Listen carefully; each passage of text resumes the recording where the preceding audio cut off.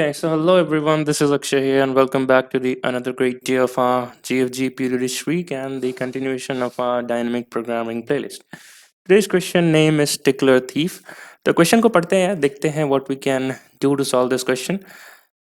So Stickler the thief wants to loot money from a society having n houses. तो n houses हमारे पास दे रखे हैं n equals to 5, right? अब he is a weird person follows a certain rule with when looting the houses. According to the rule, what is the rule here? According to the rule, he will never loot two consecutive houses. ठीक है, तो rule ये कहता है यार कि आप to consecutive houses को नहीं लूट सकते, राइट? अगर जैसे वन को लूटा तो आप सेकंड को नहीं लूटोगे, डायरेक्ट थर्ड को लूटोगे. सिमिलरली थर्ड को लूटा तो आप उसके बाजू के नेबर्स नहीं कर सकते हो, adjacent neighbours, and then you can go to i+2. इसका ये मतलब हुआ, ठीक है. The thief knows which house has what amount of money but is unable to come up with an optional looting strategy. He asked for your help to find the maximum money he can get if he strictly follow. ठीक है यार, तो basically हमें चोरी करनी है, ठीक है. तो आज का प्रोग्राम हमें चोरी करना सिखाने वाला है. तो ith house has AFI amount of money present in it, ठीक है यार. तो n equals to 5, ठीक है. इसके आउटपुट 15 है. What is the explanation? That first you take the first element that is 6. इसके कंसेक्यूटिव आप नहीं उठा सकते हो नेक्स्ट नेबर को, तो हमने नहीं उठाया. फिर आप थर्ड एलिमेंट पे चले गए, थर्ड एलिमेंट को उठाया हमने. फिर अगेन फोर्थ को नहीं उठा सकते और फिफ्थ को उठा लिया, और वो हमारा सबसे मैक्सिमम पॉसिबल वे हुआ. बट हम कैसे इंश्योर करेंगे? सेकंड टेस्ट केस देख लेते हैं. 1, 5 एंड 3. अगर 1 को उठा लिया लेट्स से, तो फिर 3 को उठाएंगे, तो एक पॉसिबल आंसर है तो 4 बनता है, ठीक है. अब 1 को अगर नहीं उठाया तो हम डायरेक्ट 5 को उठा सकते हैं, करेक्ट. अब 5 को उठा लिया तो neither we can pick 1 neither we can pick 3. तो इसके दो पॉसिबल आंसर्स है, एक तो 4 और एक 5. तो दोनों मैक्सिमम कौन है? 5. वो हमें रिटर्न करना है, तो इसलिए 5 यहाँ पे आंसर है, ठीक है. तो हमें कुछ बातें समझ में आ रही है, और ये क्वेश्चन डायरेक्ट प्रोग्रामिंग का है. कुछ बातें हमें ये समझ में आ रही है कि ये जो क्वेश्चन है, हमें इसमें सारे पॉसिबल व्हाट टू से चोरी करने के तरीके फॉर्म करने पड़ेंगे. हाँ, तो 1 क्या था? 5 and 4, correct. Okay, what's happening? 1, 5 and 4. तो देखो यार, अगर आप 1 से शुरू करते हो, let's say my pointer is eight 1, ठीक है. तो मैं अगर 1 से शुरू करता हूँ तो डेफिनेटली 5 को नहीं ले सकता और 4 को ले सकता हूँ. तो एक पॉसिबल, ओके यहाँ 3 था, राइट. तो 3 + 1 4 हो जाता. एक बार और चेक कर लेते हैं. 1, 5 एंड 3. अब मैं सेकंड पॉइंट से स्टार्ट करता हूँ, तो मैंने ये लिया, तो मैं ये दोनों ऑब्वियसली नहीं ले सकता, और दूसरा पॉसिबल आंसर 5 हो जाता. इनमें से हमको मैक्स रिटर्न करना है, हमारा 5 आंसर हो गया. सिमिलरली 6, 5, 5, 7 के लिए आप क्या कर सकते हो? लेट्स से आप फर्स्ट पॉइंटर से शुरू करते हैं, राइट. तो आप क्या कर सकते थे? 6 और 5 ले सकते थे, तो एक पॉसिबल आंसर होता है आपके पास 11, ठीक है. दूसरा क्या कर सकते, अगर आप 5 से शुरू करते तो आप 5, ये 5 और ये 7 ले सकते थे, तो दूसरा पॉसिबल आंसर हुआ 6, 5 12. अगर आपने यहाँ से शुरू किया होता लूट करना, तो आप ये ले सकते थे, ये दोनों नहीं ले सकते थे, इसके आजू बाजू के, एंड देन ये ले सकते 6, 5 11, ठीक है. तो ये भी वही सेम केस हुआ, करेक्ट. फिर अगर आपने लेट्स से लास्ट पॉइंटर को शुरू किया होता, अगर हमने इंक्लूड किया उस पॉसिबल पाथ में, शुरू नहीं किया, इंक्लूड किया मैं पॉसिबल पाथ में ये 7 को, एंड डेफिनेटली आप इसके एडजेसेंट नहीं ले सकते हो, राइट. आपके पास फिर दो ऑप्शन बचेंगे, आप तो ये तो 6 ले लो या तो 5 ले लो, करेक्ट. तो उनमें से मैक्सिमम को ले लेते हैं, वही हम, क्योंकि हमें मैक्सिमम आंसर चाहिए. तो इनमें से मैक्सिमम क्या है? 6, 6, 5, 7, 6, 13. तो ये हमारा 13 आंसर हो गया, राइट. तो अगर हम लेफ्ट टू राइट देखें तो हम क्या कह सकते हैं? हम दिया तो 6 ले लें, अपने कंसेक्यूटिव को तो ले नहीं सकते, उसको छोड़ देते हैं. देन अगले 5 को भी छोड़ के हम ये 7 उठा दे, 6, 5, 7 और 6 13 हो गया, ठीक है यार. तो हमें क्या करना है? फॉर्म ऑल पॉसिबल सब सीक्वेंसेस हमें फॉर्म करना है, ठीक है. जिनमें हमें एक चीज और देखनी है कि हर एक के पास, हमारे पास टेक और नॉट टेक का प्रिविलेज है. यू टेक और you not take, right. But अगर आपने टेक किया है, let's say, right, if taken ith index, ठीक है, तो अब क्या करोगे? आप अगला एलिमेंट i+2 ही उठा सकते हो, कंसिडरिंग हम लेफ्ट टू राइट जा रहे हैं. इसी चीज को हम दूसरी तरह से भी लिख सकते हैं कि अगर आपने लेट्स से i लिया है, if taken i, right, but you are going from right to left, right, मतलब आप यहाँ से शुरू करके पीछे की तरफ जा रहे हो, तो उस केस में आप क्या करोगे? i-2 एलिमेंट को ही लोगे. आई होप ये बात क्लियर है यार.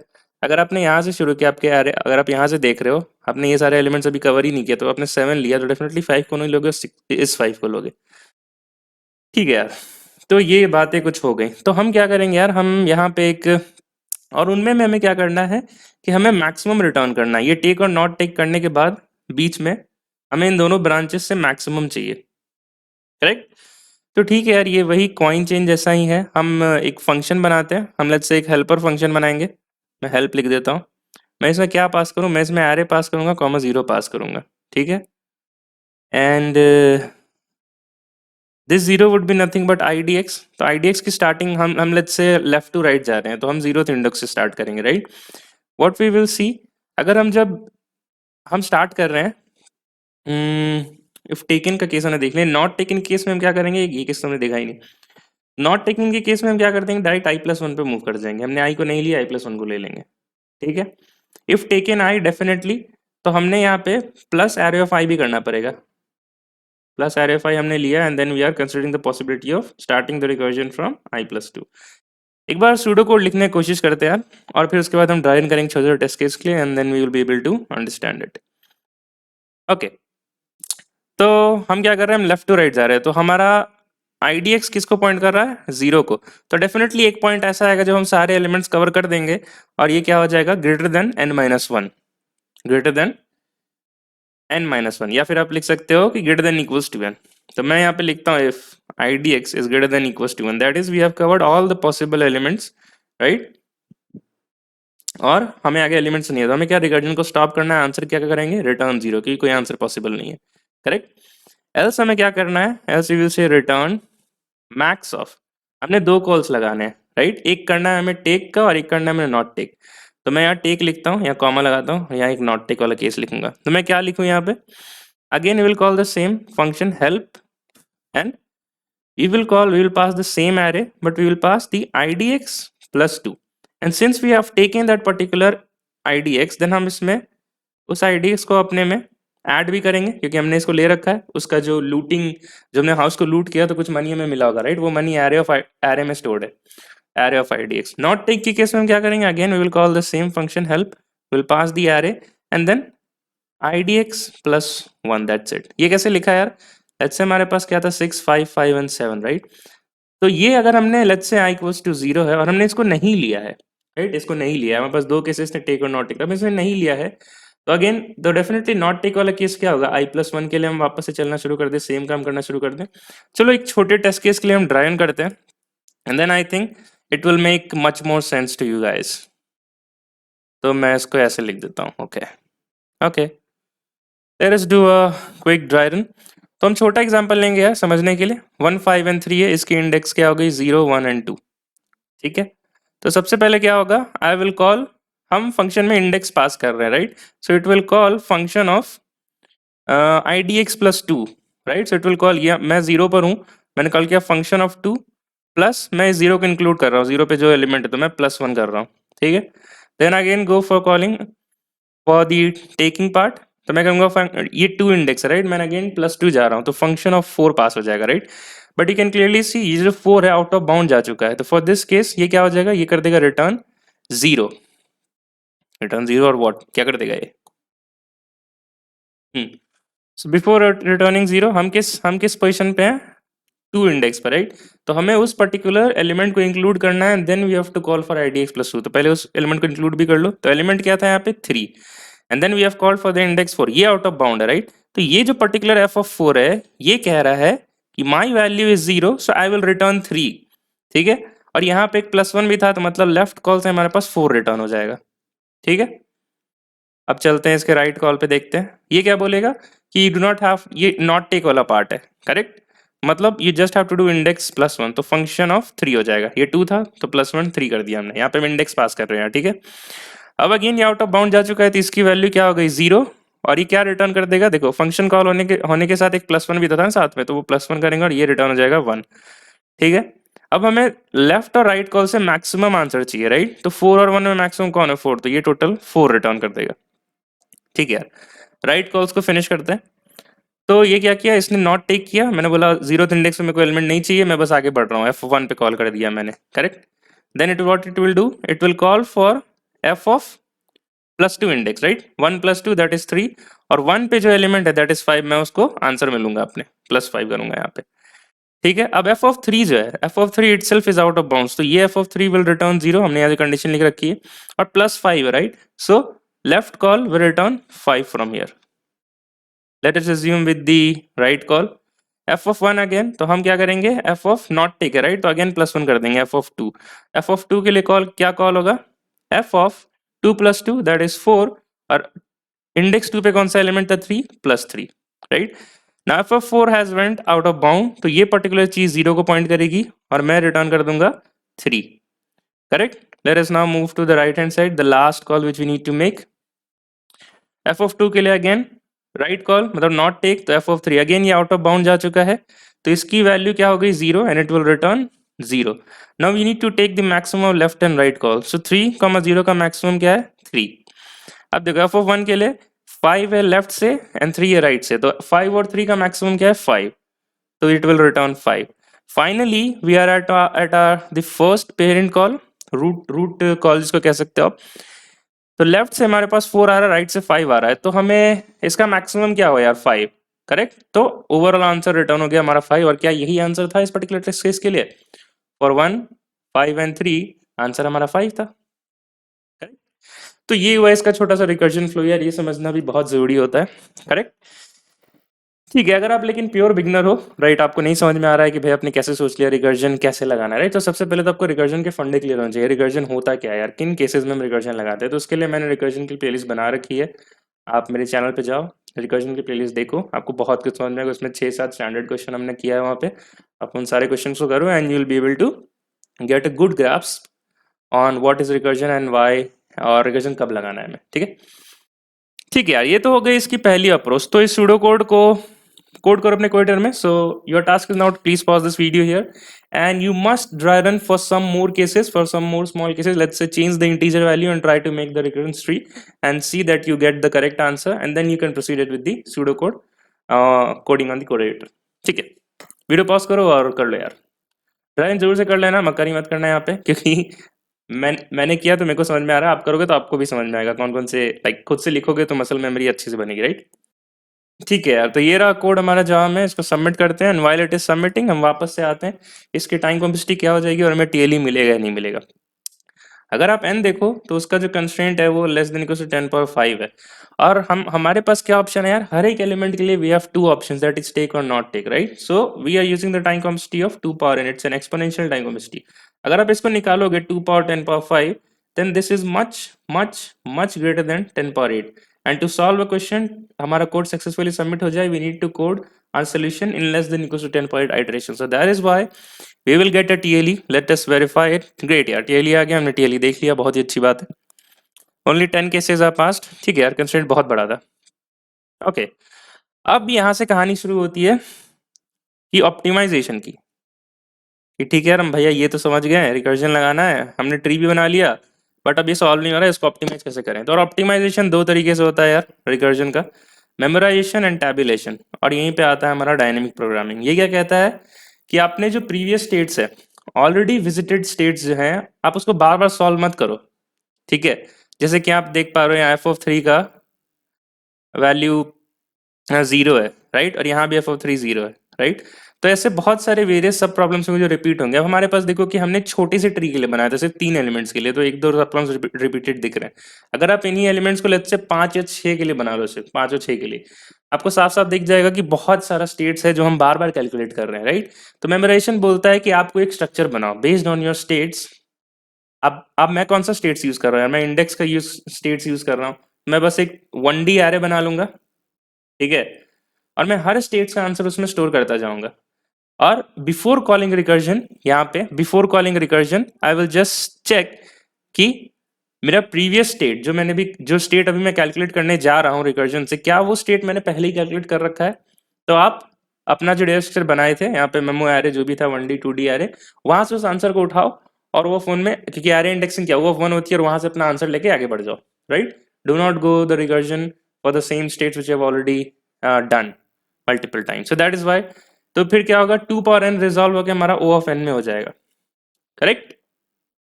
अब मेमोराइजेशन का कोड कैसे लिखते हैं यार, तो यहाँ पे एक वीडियो है जो मैंने एकदम सबसे पहली टीपी की सबसे पहली video, what is dynamic programming memorisation and tabulation, Fibonacci का एग्जांपल लेके हमने इसको समझा है. आप इस वीडियो को देख लेना, आपको बहुत अच्छे से आइडिया मिल जाएगा कि कैसे होता है, क्यों लगाया रिकर्जन, रिकर्जन के बाद कैसे उसको ऑप्टिमाइज किया. ठीक है. तो हमें यहाँ पे हम एक स्टेट्स बनाएंगे, मेमो एरे बनाएंगे 1D array of size n+1, और इसको हम -1 से मार्क करेंगे. -1 से कि आप -100 से भी मार्क कर सकते हैं. तो मैंने आपको बस ऐसे नंबर से मार्क करना है जो कभी भी आंसर नहीं होगा किसी भी पॉसिबल स्टेट का जिसके लिए हम यहाँ पे रिकर्जन कर रहे हैं. समझ गए? तो मैं यहाँ -1 से कर रहा हूँ, ठीक है? और हमेशा चेक करते रहेंगे before calling recursion, you will check if that for that particular state if it is not equal to -1 मतलब ऑलरेडी सॉल्व हो चुका है, take the answer from there and move ahead. Now please pause this video here and try to optimize this approach using memoization and then we can proceed ahead. तो ये रहा code यार. देखो हमने memoisation एक एरे बनाया, एक DP array बनाया, लेट्स से 1D एरे का. हमने इसको -1 से फिल किया. क्यों किया यार? To indicate uncalculated values. मतलब ये स्टेट जो भी है, जो भी इसकी इंडेक्स है I = 0 1 2 3 के लिए, हमने वो अभी तक सॉल्व नहीं किया. That is why we are initialising it with -1. Function call कर देंगे. देन फंक्शन कॉल में देखो, अब रिकर्जन से जब आप मेमोइजेशन पे जाते हो ना, तो कोड एग्जैक्टली सेम होता है. इंस्टेड एक ही चेंज होता है कि जब आप फंक्शन कॉल कर रहे हो, रिकर्सिव कॉल कर रहे हो, उससे पहले चेक कर लो कि पहले से हो चुका है कि नहीं. That is the only difference. Base cases देख लो बिल्कुल सेम है. What else? Now before calling the recursion हम चेक कर रहे हैं कि memo of index is not equal to -1, क्योंकि हम इंडेक्स के लिए तो कॉल कर रहे हैं ना. इंडेक्स +2 के लिए कॉल कर रहे हैं, इंडेक्स +1 के लिए कॉल कर रहे हैं. तो देख लो उस पर्टिकुलर इंडेक्स के लिए अगर नॉट इक्वल टू -1 है, देन डेफिनेटली इस करंट इंडेक्स के लिए result are already being calculated. तो उसको आप यूज करो, return memo of index. If that's not the case, तो जब भी आप पहली बार रिकर्सिव कॉल करोगे फॉर दैट पर्टिकुलर इंडेक्स, आप रिकर्सिव कॉल लगाओ. देखो ये सेम चीजें हमने रिकर्जन में लिखा, बट उसको साथ ही साथ स्टोर भी करो. तो आप यहाँ पे स्टोर कर लोगे मेमो ऑफ इंडेक्स इक्वल्स ना, and then at last you just have to return that answer. That's it. वही हम जो रिकर्जन में कर रहे थे. बट अब इसकी डायगोनलिस्टिक 2n से हट के O of n में आ चुकी है, क्योंकि हम हर एक इंडेक्स के लिए एक ही बार कॉल लगा रहे हैं, राइट? तो हमने यहाँ पे कर्ली ब्रेसेस छोड़ दिया है, गेस. हर एक इंडेक्स के लिए हम एक ही बार कॉल लगा रहे हैं, सो that is why O of n and not the exponential 2n. Great यार. Compilation successful हो गया है. Let us now hit the submit button and then let us quickly see the last approach that how we can solve using the tabulation. ठीक है, तो ये question हो गया, इसके पॉइंट्स भी मिल गए. ग्रेट यार. चलो लास्ट अप्रोच है, उसको तुरंत से देख लेते हैं. तो लास्ट अप्रोच का क्या कहना है यार? लास्ट अप्रोच है अपनी टैबुलेशन की. हम इसमें क्या करेंगे कि हम एक डीपी एरे बनाएंगे. लेट्स से हमारे पास एलिमेंट्स क्या है? हमारे पास एलिमेंट्स हैं 6 5 5 7 एंड 4, राइट? तो मैं डीपी एरे बनाऊंगा ऑफ साइज 6. तो 1 2 3 4 एंड 5 एलिमेंट्स के यहाँ पे 6 5 5 7 एंड 4. अब देखो जब 0 होगा, like there you have no elements, तो आंसर क्या होगा यार? 0 ही होगा. जब आपके पास सिर्फ एक एलिमेंट है और चोर को चोरी करनी है, तो डेफिनेटली सिर्फ दैट पर्टिकुलर एक घर में जाके चोरी करके वापस आ जाएगा. तो इसके लिए आंसर क्या हो जाएगा? 6. एरे ऑफ 1 के लिए, डीपी ऑफ 1 के लिए जो आपका जो पहला एलिमेंट आएगा वही आंसर हो जाएगा. अब खेल यहां से शुरू होता है यार. ठीक है, हम क्या कर रहे थे हर बार कि हम आई को ले रहे थे and we call for i+2. अगर ऐसा नहीं था तो हम सिर्फ आई के वैल्यू को मैच कर रहे थे. ठीक है, तो ये हमारा अभी ith इंडेक्स चल रहा है यहाँ पे. That is now we are talking about the second element. अब इसकी इंडेक्स क्या है? एक्चुअल एलिमेंट्स की इंडेक्स क्या है? 0 1 2 3 4, राइट? और हमारी जो डीपी की इंडेक्स है वो एक इंडेक्स आगे चल रही है, राइट? सो दैट मीन्स हम आई एरे को एक्सेस करते समय हम i-1 से एक्सेस करेंगे. बट हम बात किस करेंगे? सेकंड एलिमेंट की बात कर रहे हैं, but you will write i-1. ठीक है, तो यहाँ पे हम क्या चेक करेंगे यार कि या तो आप इस एलिमेंट को ले लो. अब यहाँ पे एलिमेंट क्या है? 5. इस एलिमेंट को हमने ले लिया और अब क्या चेक करो कि i-2. अब देखो i-2 के लिए डीपी में ऑलरेडी स्टोर कर रखा है आंसर. 2 - 0 के ऑलरेडी स्टोर्ड है, तो उसको यूज करो ना. क्यों बार बार कैलकुलेट करना? तो अगर आप ये करोगे 5 + 0, तो ये क्या हो गया हमारा? ये टेक वाला हो गया. नॉट टेक में क्या है? हमें सिर्फ i-1 से देखना है, करेक्ट? क्योंकि हम जब इसकी बात कर रहे हैं तो we are just considering the first 2 elements and that's it. जब हम डीपी ऑफ 3 को फिल करेंगे then we are considering the first 3 elements, that's it, right? ठीक है, तो हमने क्या किया? ये टेक वाला था, नॉट टेक वाला हम i-1 से निकालेंगे. i-1 पे वैल्यू कौन सी है? 6. तो इससे कंपेयर होगा 6. अब देखो इनमें मैक्सिमम कौन है? 6. तो आंसर यहाँ पे 6 पढ़ लेंगे. वापस इसके लिए आते हैं. अब देखो इस कोरेस्पॉन्डिंग 3 के लिए एलिमेंट कौन सा है? Third element 5. तो 5 प्लस i-2, 3 - 2 which is 1. तो डीपी में ऑलरेडी स्टोर्ड है, तो उसको यूज करो. 5 + 6, राइट? अगर आप देखो भी, अगर आप इस एलिमेंट को उठाते हो, राइट, देन डेफिनेटली मतलब आपके पास सिर्फ 6 5 एंड 5 है, राइट? मैनुअली अगर आप देखो, अगर आपने इस एलिमेंट को उठाया तो आप किसको उठाओगे? आप सिर्फ इसको नहीं उठाओगे, सिर्फ इसको उठाओगे, 6 उठाओगे, राइट? और इसका आंसर हम ऑलरेडी स्टोर कर चुके हैं डीपी ऑफ 1 में, तो वहां से आंसर को उठाओ, करेक्ट? तो 5 + 6 एंड i-1 से अगेन कंपेयर करेंगे, सो इट इज 6. तो मैक्स कौन है इसमें? 11. तो 11 से अपडेट हो जाएगा. नाउ इस पोजीशन के लिए अगेन यहाँ पे करंट एलिमेंट कौन है? 7 है. नाउ i -2 पे कौन सा D P of I minus two is 6, तो 7 + 6 I minus D P of I minus 1 is 11। इनमें देखो मैक्सिमम कौन है, 7 + 6 इज 13, तो 13 हो जाएगा यहाँ पे आंसर। एक लास्ट है, इसको फिल कर लेते हैं तुरंत से। इसकी करंट एलिमेंट क्या है, 4, 4 plus DP of I minus two that is DP of 3, तो क्या होगा 11, comma I will be comparing with the not take part जो हम आई माइनस 1 से निकाल रहे हैं, तो 13। देखो इनमें से बड़ा कौन है, 15, और यही हमें रिटर्न करना है। DP of n would be your answer, क्योंकि डीपी ऑफ आई क्या रिप्रेजेंट करता है, द मैक्सिमम मनी और let's say maximum loot you can do for 0 to, ऐसे लिखता हूँ, for 0 to i houses, i houses. You don't mind my hand writing यार, ठीक है। तो इसलिए लास्ट में हम कहेंगे return DP of n, right. और हम कंपेयर किससे कर रहे हैं हर बार, for i equals to 2 till i less than equals to n i plus plus, हम कंपेयर किससे कर रहे हैं, we need to max of DP of i is nothing but max of DP of I minus two plus array of I minus one comma DP of I minus one. ठीक है, ये हो गया हमारा टेक वाला part और ये हो गया हमारा नॉट टेक वाला पार्ट। इनमें से जो मैक्स है हम उसको फिक्स कर देंगे।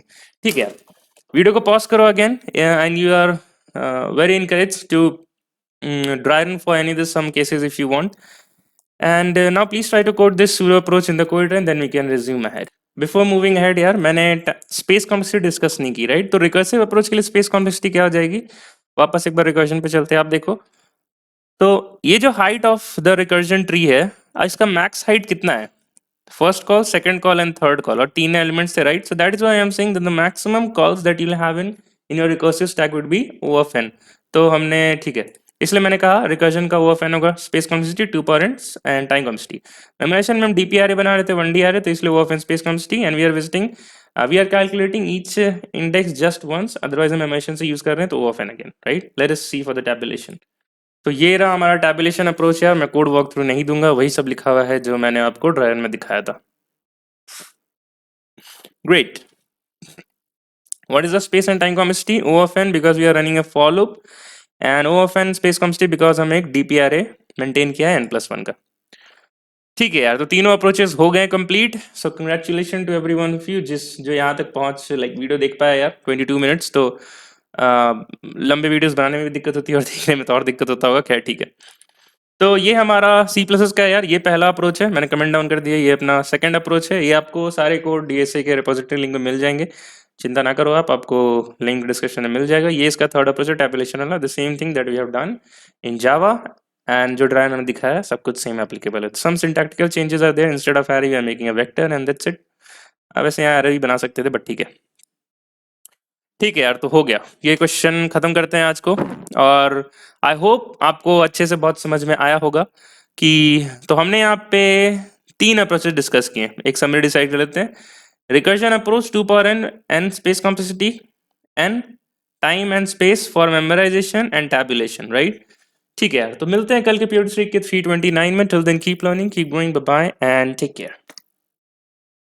ठीक है यार, तो हमने तीन अप्रोचेस तो देख लिया यार, एक अप्रोच और बचता है। एक अप्रोच और है हमारे पास जिसको हम बोलेंगे मेथड 4। मेथड 4 जिसकी time complexity O of n है और स्पेस कॉम्प्लेक्सिटी O ऑफ 1 है। ठीक है यार, तो जरा सोचो इसको कैसे कर सकते हो आप 1 में, जरूर सोचो यार, तभी आगे बढ़ना। मतलब आराम से 5-6 मिनट दो, हो सकता है नहीं 6 मिनट भी नहीं समझ में आए तो 10 मिनट भी दो अपने आप को, बट ट्राई करो सोचने का। ठीक है, हिंट ये है कि यार देखो, हम हर बार सिर्फ दो स्टेट्स के वेरिएबल का ही यूज कर रहे हैं। अपन अगर डीपी में जाएं तो हम हर बार डीपी ऑफ आई को स्टोर करने के लिए सिर्फ दो स्टेट्स का यूज करते हैं, i-2 और डीपी ऑफ i-1। तो ये दोनों स्टेट्स के लिए क्या जरूरी है कि हमें एरे मेंटेन करें, क्या वेरिएबल बना के नहीं हो सकता है। Now I given you enough hint, please pause this video यार, जेन्युइनली बोल रहा हूँ, 10 मिनट के लिए सोचो, कोड करो खुद से। अगर आप खुद से कर पाए तो मजा ही आ जाएगा, नहीं कर पाए तो कोई दिक्कत नहीं है, अगली बार जो क्वेश्चन है आप खुद से कर लेना, ठीक है। तो ठीक है यार, तो हमारे पास जो आ रहा था, हमारे पास जो आ रहा था कुछ ऐसा आ रहा था, राइट। यहीं पे आ जाते हैं हम। तो जो पहले दो स्टेट्स हैं, राइट, हम उनको a इक्वल्स टू हम बोल देते हैं 0, जो डीपी ऑफ 0 का आंसर था, राइट। मैं इसको इस तरह लिख देता हूँ, a 0 लिख देता हूँ, b एरे ऑफ 0 था, दैट इज 6। देखो c की वैल्यू क्या थी, अगर आप ध्यान दो तो c की वैल्यू थी हमारे पास, मैं थोड़ा सा इधर शिफ्ट करता हूँ बोर्ड को, c की वैल्यू हमारे पास थी array of I minus 1 and DP of I minus to. DP of I minus to इस केस में, सिर्फ इस केस के लिए क्या होगा, ए की वैल्यू होगी तो मैं बोल दूंगा plus A, comma DP of I minus one की क्या वैल्यू होगी, बी, कॉमा बी। इनका मेरे को मैक्स चाहिए तो मैं यहाँ मैक्स लिख देता हूँ, ठीक है। नेक्स्ट आइट्रेशन में क्या होगा यार, नेक्स्ट आइट्रेशन में क्या होगा, अगर आप देखो यहाँ पे नेक्स्ट आइट्रेशन में पहले ये था ए, ये था बी, ये था सी। नेक्स्ट आइट्रेशन में क्या हो जाएगा कि ये ए बन जाएगा, ये बी बन जाएगा और ये सी बन जाएगा। उसके नेक्स्ट आइट्रेशन में क्या हो जाएगा, फिर ए बी एंड सी। तो सी हम एक बार कैलकुलेट कर लें तो नेक्स्ट आइट्रेशन के लिए क्या मैं बोल सकता हूं कि ए is nothing, the new a is nothing but b, the new a is nothing but the b, the new b is nothing but the c, right? तो मैं वही लिखने वाला हूं यहां पर। I will just say that for I equals to 2, I less than n, I plus plus, right? c को मैं यहां से लिख लूंगा, ये सेम लाइन में यहां लिख लूंगा, करेक्ट। फिर मैं बोलूंगा now my new a is nothing but the previous b and my new b is nothing but my previous c. At last मैं बोलूंगा यहाँ से return c। अगर आप देखो तो हमने जो दो स्टेट्स को हमने यूज करके एक नया स्टेट हमने निकालना था उसको हमने स्टोर कर लिया और हर बार हम वैल्यूज को स्वैप करते जा रहे हैं। ये इंट्यूशन कहाँ से आती है यार, कैसे सोच सकते थे? तो फिबोनाची का एग्जांपल देख के मैंने आपको बहुत अच्छे से समझाया फर्स्ट वीडियो में कि रिकर्जन इस पे लगता है, मेमोराइजेशन लगेगा, टैबुलेशन लगेगा, बट फिर भी उसकी सबसे बेस्ट अप्रोच ये है कि आप प्रीवियस दो स्टेट्स को स्टोर कर लो। अगर तीन स्टेट्स भी हैं तो तीन को भी स्टोर कर लो, राइट? जब तक कि वो स्टेट्स डिफाइंड है, that is you can store in finite number of variables, आप स्टोर कर दो। अगर नहीं है तब आपको डेफिनेटली डीपीआर इस्तेमाल करना, बट यहाँ पे आप कर सकते थे। So that goes our method 4 which takes O of n time and O of 1 as space. तो ये रहा उसका सोल्यूशन जो हमने जावा में कोड किया है। Late us now again hit the submit button and yes. तो अब वीडियो को एंड कर सकते हैं क्योंकि हमने क्वेश्चन के हिसाब से बहुत ही ऑप्टिमाइज वे से चोरी कर ली है राइट। 4 तरीके से चोरी किया हमने और सबसे ऑप्टिमाइज वे था विदाउट कोई स्पेस यूज किए हुए कर ली चोरी। तो अब यहाँ वीडियो एंड किया जा सकता है। चलो मिलते हैं अब कल के प्यूडी स्ट्रीक में। Bye bye.